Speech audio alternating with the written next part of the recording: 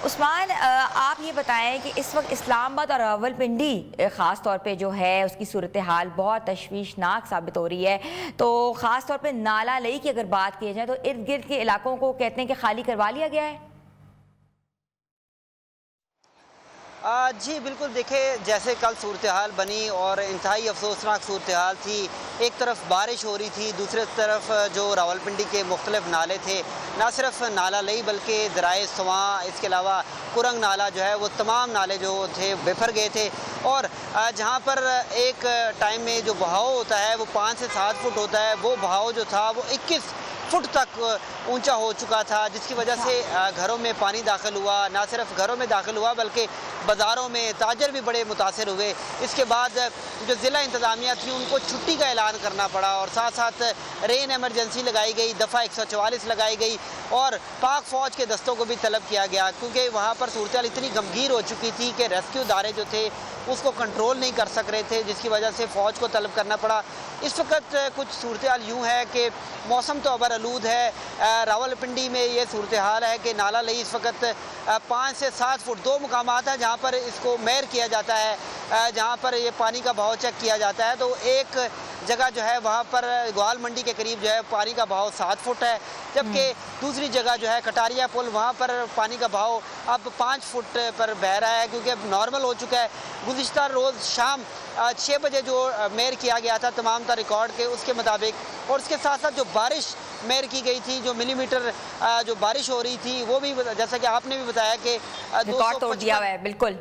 बारिश रिकॉर्ड की गई है मजबूरी तौर पर इस्लामाबाद और रावलपिंडी के मुख्तलिफ इलाकों में, लेकिन रावलपिंडी के जो इलाके थे वो काफ़ी मुतासर हुए थे। जी अच्छा, ये बताइएगा कि कल हमने एक फुटेज देखी थी, एक वीडियो भी वायरल हो रही थी जिसमें मोटरवे पे पानी बहुत ज़्यादा खड़ा हुआ था और लोगों को शदीद मुश्किलात का सामना करना पड़ा था। जो लोग लाहौर टू इस्लामाबाद मोटरवे पे सफ़र कर रहे थे, क्या वो पानी जो है वो इलाका जो है वो क्लियर हो गया है? जी बिल्कुल, वो जो इलाका था वो 1 घंटे बाद क्लियर हो गया था, क्योंकि जो मोटरवे इंटरचेंज है इस्लामाबाद और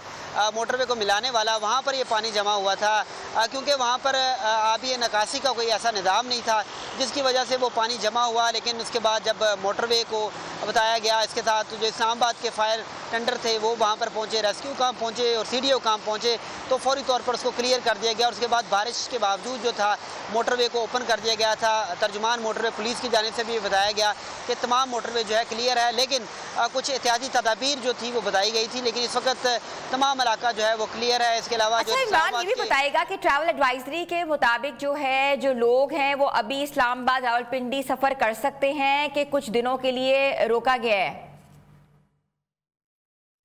नहीं, बिल्कुल इस वक्त तमाम रोड जो हैं वो क्लियर हैं। करात को ज़िला इंतज़ामिया जो रावलपिंडी है उनसे भी हमारी बात हुई, तो इस्लामाबाद इंतज़ामिया से भी बात हुई, तो उनका कहना था कि इस वक्त तमाम बड़ी शाहराहें जो हैं वो क्लियर है, किसी किस्म का पानी जो है वहाँ पर नहीं खड़ा हुआ। अब तमाम तर निज़ाम जो है वो बिल्कुल मामूल पर आ रहा है, लेकिन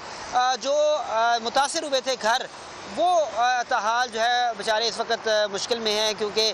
जो पानी था उनके घरों में दाखिल हुआ, उनके जो कीमती सामान था वो ख़राब हो गया। इसके साथ साथ जो ताजिर थे उनका सामान काफ़ी मुतासर हुआ, क्योंकि जो रावलपिंडी के इलाके हैं। बताइएगा कि मुतासरा लोगों को कहाँ मुंतकिल किया जा रहा है और उनके लिए कोई स्पेशल कोई उनके लिए कोई खैमागाह दिए जा रहे हैं उनको, या कहीं रिहाइश का बंदोबस्त किया जा रहा है?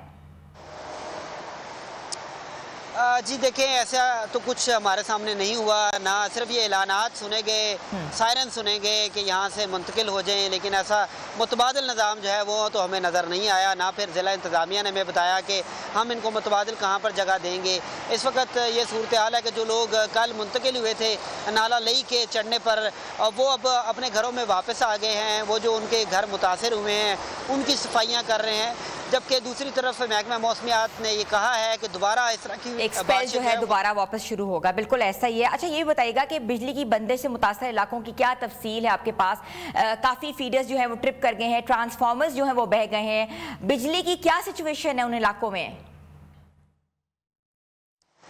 जी बिल्कुल, जो रावलपिंडी के नवाही इलाके हैं, क्योंकि रावलपिंडी रावलपिंडी टेक्सला से शुरू होता है, रावलपिंडी डिवीज़न और गुजर खान तक ये डिवीज़न जो है वो जाता है। वहाँ पर जो नुहाई इलाके हैं, गांव वगैरह हैं, वहाँ पर जो टावर थे ISCO के वो गिर गए, जिसकी वजह से बिजली मुतासर है। कई गांव जो हैं वो भी उनको बिजली की फराहमी नहीं की गई और ISCO काम का कहना है कि जल्द बिजली के टावर जो हैं उनको खड़ा कर दिया जाएगा और बिजली की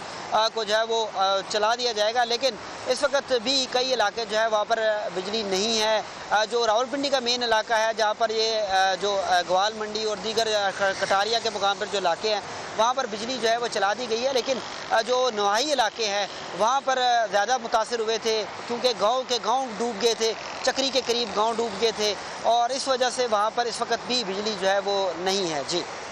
अच्छा, ये भी मुझे बताएगा कि मुतासरा इलाकों में कोई हंगामी जो है तिब्बी इमदाद या कोई कैंप कायम किए गए हैं क्योंकि पानी बहुत ज़्यादा है, फ्लड सिचुएशन है, तो लोगों के बचाव के लिए, लोगों की ट्रीटमेंट के लिए कोई मेडिकल कैंप, कोई रेस्क्यू सर्विसेज क्या है वहाँ कायम की गई है?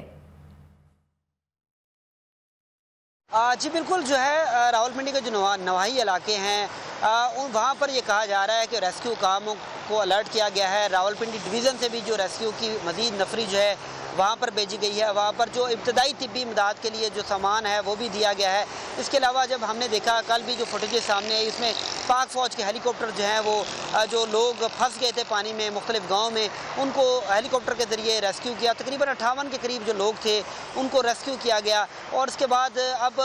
जो कैसे वो अपने घरों में वापस जाएंगे क्योंकि इस वक्त भी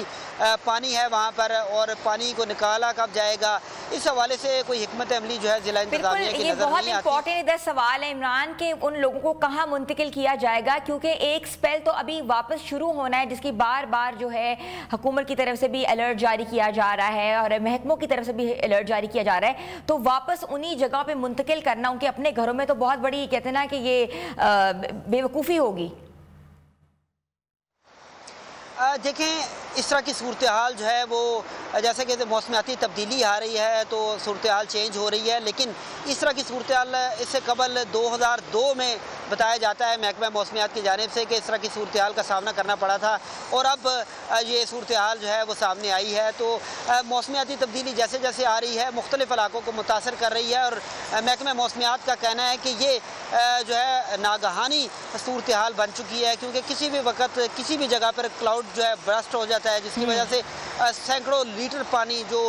कई मिलीमीटर बारिश जो है वो रिकॉर्ड होती है उसकी वजह से वहाँ पर सैलाब आ जाता है या फिर घर डूब जाते हैं या फिर पानी का एक बड़ा रेला जो है वो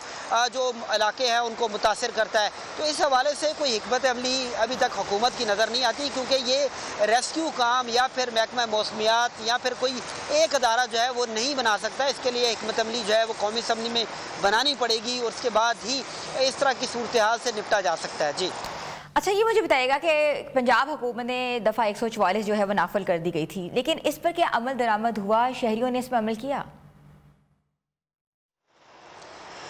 देखें बिल्कुल दफ़ा 144 जो है उसका नफाज इस तरह होता है इस तरह की सूरत हाल में कि कोई भी शख्स जो है या फिर बच्चे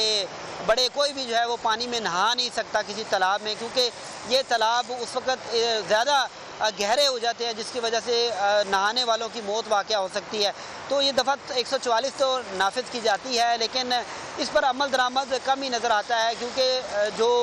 मुख्तलिफ रावलपिंडी के इलाके हैं वहाँ पर जो बारिश का सिलसिला है वो जब शुरू होता है तो घरों के बाहर जो पानी जमा होता है उसमें बच्चे भी नहाते हैं, बड़े भी, और वो नहाने की वजह भी ये है कि अगर वो घरों से बाहर निकलते हैं तो बाहर पानी होता है तो उससे पानी से वो कैसे बाहर निकले तो फिर उनको नहा के ही बाहर जाना पड़ता है, जिसकी वजह से दूसरी तरफ बताया तो जाता है कि दफ़ा 144 नाफिज है। तो हम देखते हैं कि डैमों में तो जैसा कि रावल डैम है, इसके अलावा सिमली डैम है, इसके अलावा खानपुर डैम है, वहाँ पर तो नहाने पर पाबंदी होती है लेकिन जो छोटे छोटे तालाब हैं वहाँ पर हमें लोग नहाते नज़र आते हैं।